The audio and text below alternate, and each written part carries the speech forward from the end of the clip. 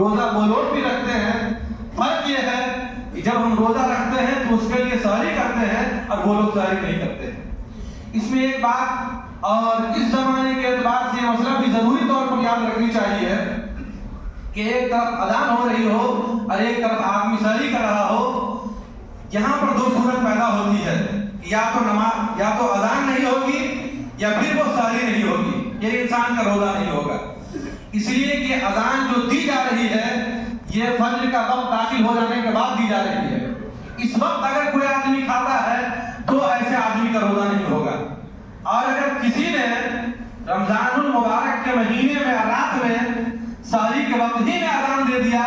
تو ایسے شخص کی اذان معتبر نہیں ہوگی۔ اللہ کے نبی علیہ الصلوۃ والتسلیم کے زمانے میں دو اذانیں دی جاتی تھیں، ایک حضرت بلال اور ایک حضرت عبداللہ ابن ام مکتوم۔ حضرت بلال رضی اللہ تعالیٰ عنہ جب رات میں سحری کے لیے وہ اذان دیتے تھے تو کچھ لوگوں کی کیفیت یہ ہوتی تھی کہ وہ یہ سمجھتے تھے کہ شاید سحری کا وقت ختم ہو گیا ہے، تو اللہ کے نبی علیہ السلام نے فرمایا لا یغرنکم اذان بلال حتی تسمعوا تأذین ابن ام مکتوم، یہ بلال کی اذان تمہیں دھوکہ میں نہ ڈال دے یہاں تک کہ تم عبداللہ ابن ام مکتوم کی آواز میں سن لو۔ یعنی دو اذانیں ہوتی تھی،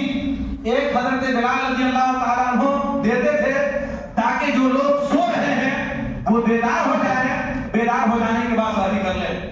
دوسری اذان حضرت عبداللہ ابن ام مکتوم، یہ نابینا صحابی ہیں اور اللہ کے نبی علیہ الصلوۃ والتسلیم کے مؤذن ہیں، یہ اذان دیتے تھے تو یہ اس وقت میں اذان دیتے تھے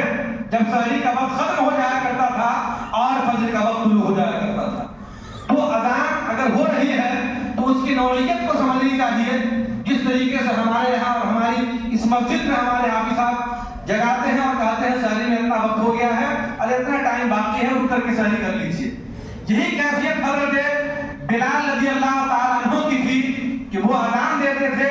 تو لوگ جگنے کے بعد سحری کر لیا کرتے تھے، اور جب حضرت عبداللہ ابن ام مکتوم اذان دیا کرتے تھے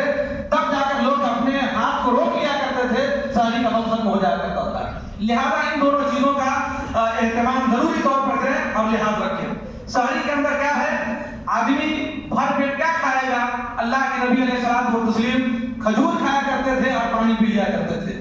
آج جدید میڈیکل سائنس بھی کہتی ہے کہ دنیا کی ساری پروٹین اگر کسی چیز میں پائی جا رہی ہے تو وہ کھجور کے اندر ہے۔ تو اس حیثیت سے اگر ہم کھجور کھاتے ہیں سحری میں تو ہمارے جسم کے اندر موٹاپا بھی پیدا نہیں ہوگا، صبح میں جو گیس وغیرہ کا معاملہ آتا ہے وہ بھی نہیں پیدا ہوگا۔ لیکن اگر کسی کی آنکھ بہت مضبوط ہے اور وہ کھانا ہضم کر سکتا ہے تو اس کے لیے بہتر یہ ہے کہ آپ کھانا کھا لیں۔ اس لیے کہ یہ سحری جو ہے اللہ تعالیٰ نے اس میں برکت رکھی ہے، اور یہی سحری کا کھانا دن کے کچھ وقت میں ہمارے لیے کفایت کر جاتا ہے۔ اس لیے ان چیزوں کو یاد رکھیں، نیت جب کر رہے ہو تو اس کے لیے باضابطہ طور پر زبان سے اس طریقے سے کرنا ضروری نہیں ہے، بس اتنا ارادہ ہو کہ یہ جو کل داخل ہونے والا ہے دن رمضان المبارک کا، اس میں ہم روزہ رکھ رہے ہیں اور اللہ کے لیے روزہ رکھ رہے ہیں۔ اللہ رب العزت کی بارگاہ میں دعا ہے کہ ہم تمام لوگوں کو اپنے حبیب صلی اللہ علیہ وسلم کے نقش قدم پر چلنے کی توفیق عطا فرمائے۔